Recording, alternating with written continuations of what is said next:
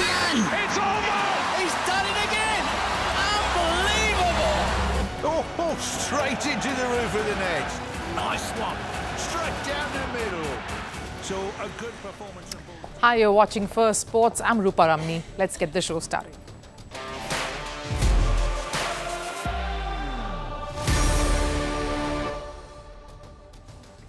On the show today, we are staying with the impact of India and Pakistan cross-border tensions right through on First Sports too. Lots heading your way, so stay on. First up, PCB decides to shift the Pakistan Super League to outside Pakistan, to the UAE. Dates and final schedules will be tweaked. What does this move mean? What did the PCB say while announcing this decision? And the focus on international cricket struggling to make a long comeback to Pakistan re-emerges. India, meanwhile, has also made a bold move. They have halted the IPL or the Indian Premier League for a week. While they have prioritized India's national security concerns, this temporary suspension also means that they've considered what the negative impact of calling off the league entails. More details up ahead. And we bring you the contrasting views of sports stars across the border, India and Pakistan. How are they responding to this growing conflict? And what that says about the mindset of athletes from both these countries when it comes to the fight against terrorism. But first, a look at the headlines on Sports 360. Starting with football, Manchester United beat Athletic Club 4-1 in the second leg of the Europa League semi-final. Mason Mount's brace helped United beat Athletic Club 7-1 on aggregate. They will now face Tottenham, who beat Bodo Glimt 5-1 on aggregate. Paris Saint-Germain fans, meanwhile, were injured during their celebrations after the Champions League win over Arsenal. One fan is critically injured and two others are in hospital after a car hit the supporters during PSG's fans' street party. In tennis, world number 1 Aryna Sabalenka has entered the round of 32 of the Italian Open. Sabalenka beat Anastasia Potapova in straight sets. This is Sabalenka's 7th appearance in Rome and she's yet to win a title here. Last year, she reached the final but lost to Iga Swiatek. News from the Olympics, the 2028 hosts, Los Angeles, has announced venues for the opening and closing ceremonies for both Olympics and Paralympics. The opening ceremony will be staged between the historic Coliseum and the Sophie Stadium on the 14th of July. The closing ceremony on the 30th will take place in the Coliseum. And summing it up with NBA, Minnesota Timberwolves beat Golden State Warriors 117-93 in the conference semifinals. Julius Randle scored 24 points in Game 2 to level the 7-match series 1-all. The two will once again face in Game 3 on the 11th of May. The situation between India and Pakistan is tense and the strife is only bound to intensify. It was a busy night with lots of activity witnessed around the western border of the country, and much of that tension, coupled with Pakistan's stubborn resolve not to de-escalate matters, has resulted in the PCB, the Pakistan Cricket Board, taking a strong step they never wanted to. They've decided to shift the PSL, the Pakistan Super League, out of Pakistan. We brought you the story last evening just to jog your memory. A drone crashed right outside the Rawalpindi Stadium, damaging property around the cricket ground just hours before a PSL match was scheduled to take place, creating panic and causing mayhem around the venue.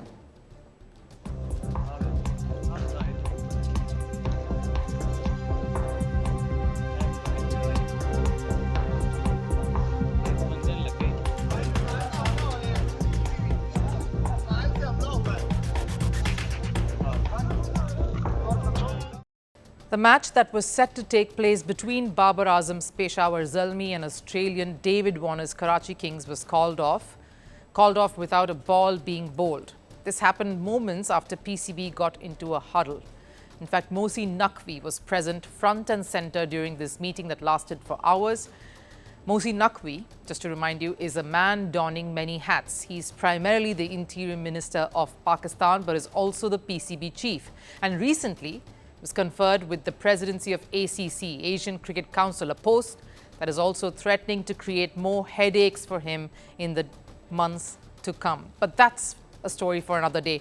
Naqvi chaired the emergency meetings and also made sure he met the foreign players who are currently there in PSL duty. Why? Because they are all tense. There are nerves. English dailies have published reports of many England cricketers not wanting to continue staying and playing cricket in Pakistan. They feel the situation is untenable. So whatever is left of the Pakistan Super League will not be held in the country. It will be in the UAE. The biggest irony of the situation.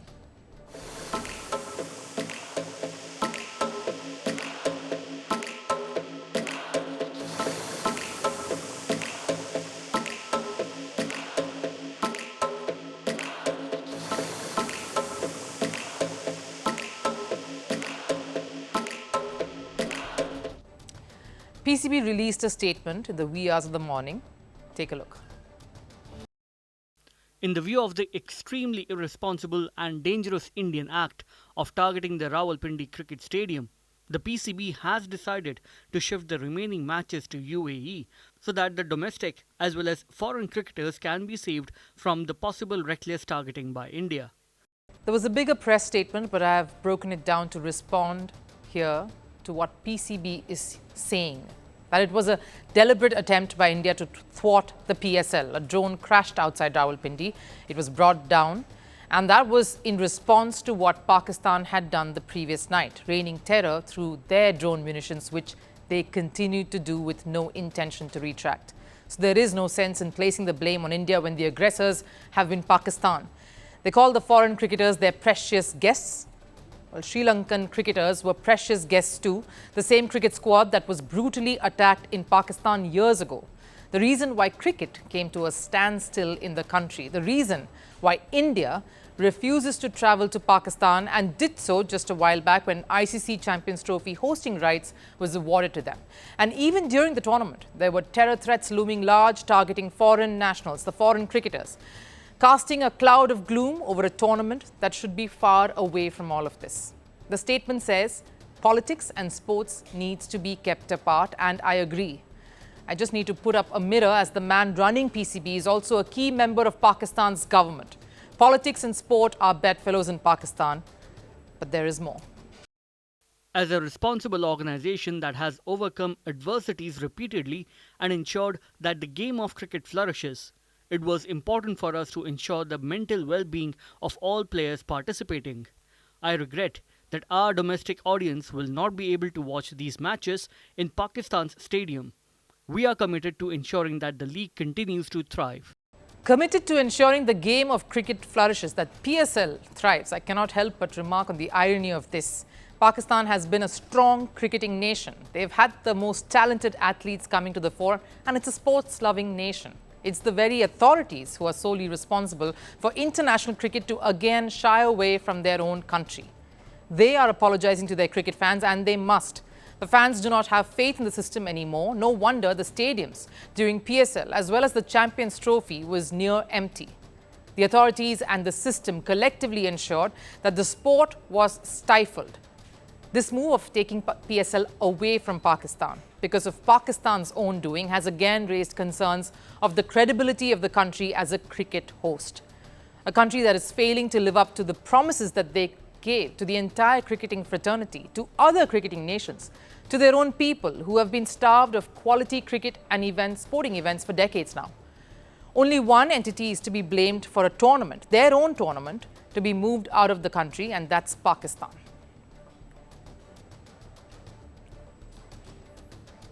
The Indian Premier League took a bold decision to temporarily suspend the tournament for 1 week. This comes in the wake of the growing tensions between India and Pakistan. The biggest cricket league in the world decided to prioritize more critical matters over persisting with the tournament in these times. Quite a different approach compared to our neighbor Pakistan, who decided not to give up on the tournament no matter the heightened security concerns, especially after a drone crashed outside the Rawalpindi Stadium right before a PSL game. They made an announcement earlier this morning of moving the Pakistan Super League out and to UAE. Pakistan's decision only reflects that where their priorities lie, but shifting our focus back to the IPL being halted. The call didn't happen right after India struck terror bases in Pakistan and Pakistan-occupied Kashmir, not even after Pakistan's military actions across the line of control. It has come with Pakistan's continual refusal to change their stance. The Board of Cricket decided that what was more important at this time was the larger concern that surrounds India's ties to Pakistan and the tense situation along the border. Not the IPL and the conduct of a cricket league. That standing with the government was more important and essential now than continuing with the league, at least for now. And BCCI has been smart about it too. They took precautionary steps at the right time. Initially, airport operations were shut down in northern parts of the country, affecting 2 matches in Himachal Pradesh's Dharamshala. Now, while they moved the Mumbai-Punjab clash, which was scheduled to take place on May 11th, over to Ahmedabad, they went ahead with the Punjab versus Delhi game last night. But as soon as security concerns were felt, the match was called off, and without causing any panic among spectators gathered there. Informing the crowd that there was floodlight failures in the ground, they decided to herd all of them out.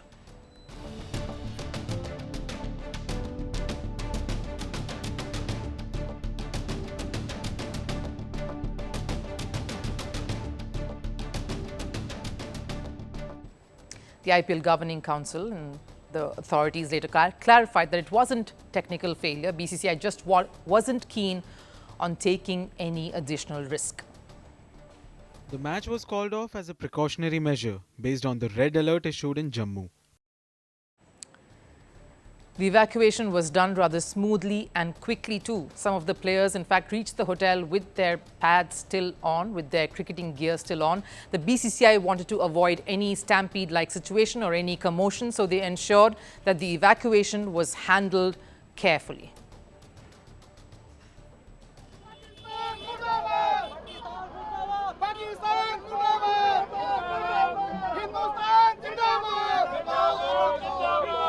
ये security reason की वजह से बंद कर दिया match. लोगों में कोई डर का माहौल है? ना कैसे हम अपने देश में है, डरे पाकिस्तान वाले डरे, हमें किसी बात का डर है भाई। बात की पाकिस्तान मुर्दाबाद, मुर्दाबाद, मुर्दाबाद, पाकिस्तान मुर्दाबाद, मुर्दाबाद Pakistan. According to the official statement they released just a while back, IPL will be halted by a week. Before this, some sources were saying that it might take place in August. The remainder of the IPL might take place in August. In fact, the broadcast, the crew had tickets all booked to get back to their home cities and countries tomorrow from whichever part of the country that they were broadcasting and working on the games from. But the BCCI's official statement of a temporary suspension does leave some questions unanswered. Because let's face it, any hindrance to IPL and its schedule means huge monetary loss, especially when we are heading towards the business end of the tournament. In 2024, IPL's brand value reached a staggering $12 billion. The league earned $1.4 billion in revenue alone. This included, of course, the sponsorship and the ticketing. The average income of franchises was $35 million. Now, the major chunk of IPL's revenue, of course, comes from broadcasting rights. The broadcast rights for the 2023-2027 cycle was sold for a staggering $6 billion, which accounts for $1.2 billion every season. This is the money at stake when IPL suspends one season. And we're not even talking about the minor monetary setbacks in this. When a tournament as massive as IPL is underway, the flight bookings, hotel bookings, all of that are done prior to the tournament. And it isn't only about the teams and the franchises who are shelling and spending all of that money. The IPL is the bread and butter for so many people who are busiest during this time of the year, from the groundsmen and stadium support staff across the country and various cities and venues. This will all have come to a halt, a standstill, which would have been highly disruptive, which tells you India's calculated approach. They want to prioritize the sensitive situation at hand, which is why there's a pause, a one-week hiatus, to focus on the larger issue, not to take attention away from that. And which is why they have not entirely called off the tournament either, because that would mean a massive hit and the livelihoods of many impacted adversely. Reason why IPL has been one of the biggest sporting leagues in the world. They put the seamless organization over chaos, planned execution over rushed mayhem. Something Pakistan needs to learn, that if you really want cricket to flourish, you want the players and the system to get better, as PCB Chief Mohsin Naqvi said earlier today, maybe they need to put cricket, the sport and the ecosystem first. India responded to the Pahalgam terror attack by launching a military strike on Pakistan and Pakistan-occupied Kashmir. While it was just a retaliation against terrorism as it targeted terror camps, the Pakistani military is still refusing to de-escalate and tackle the root cause of the matter, terrorism. They're attempting to flash the victim card in a war they have waged.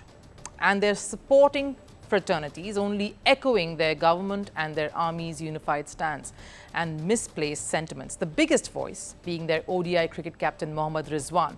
Following India's response to the heinous crime in Kashmir's Pahalgam, Rizwan has asked Pakistan's military not to back down. We have learned that war should not be initiated. But if war is imposed upon you, then do not retreat. Pakistan has long been a victim of terrorism. Our generations have grown up hearing the rattle of gunfire and the echoes of explosions. Quite strange coming from Rizwan or any Pakistani cricketer for that matter. The reason I say this is because when the calls for boycotting cricketing ties were growing, many in the Indian cricket fraternity have been wanting BCCI to end any cricketing ties with Pakistan. It was Pakistan's cricketers who were asking everyone to maintain a sense of calm, to think rationally, to not jump the gun. And here's the kicker, to keep sports away from politics. They wanted sports to continue irrespective of the geopolitical tensions because that cannot have an impact on the sporting arena.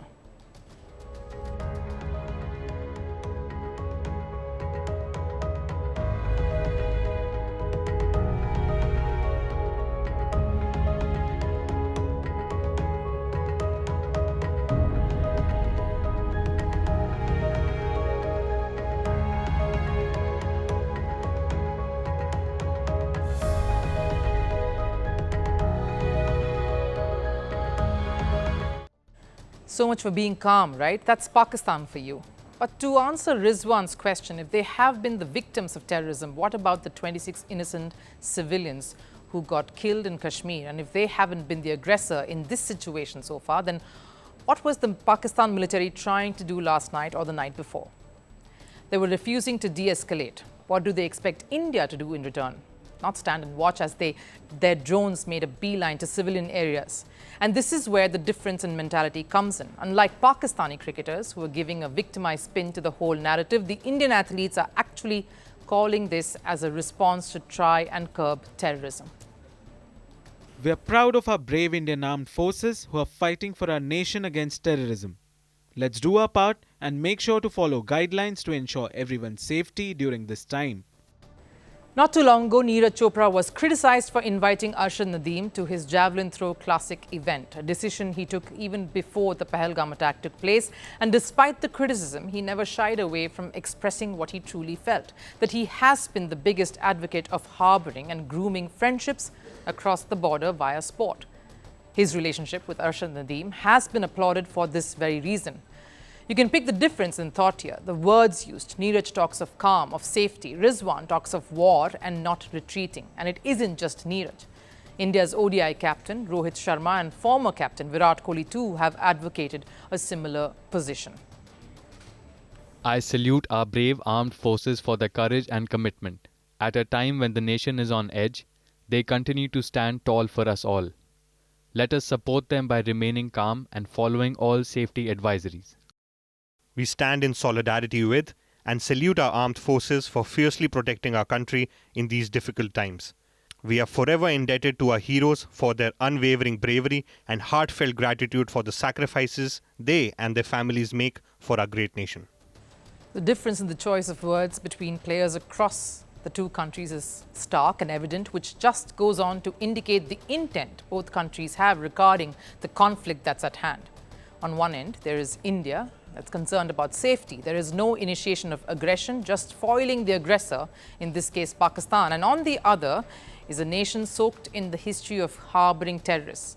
Maybe Rizwan needs a reminder. If they really want sporting ties to continue, they collectively need to change tack. And it needs to come from every quarter, not just through words, but also actions. Well, that wraps it up here on First Sports. Do, of course, keep tuned in to Firstpost here for all the latest developments in this matter. But I'll see you again after the weekend. Take care.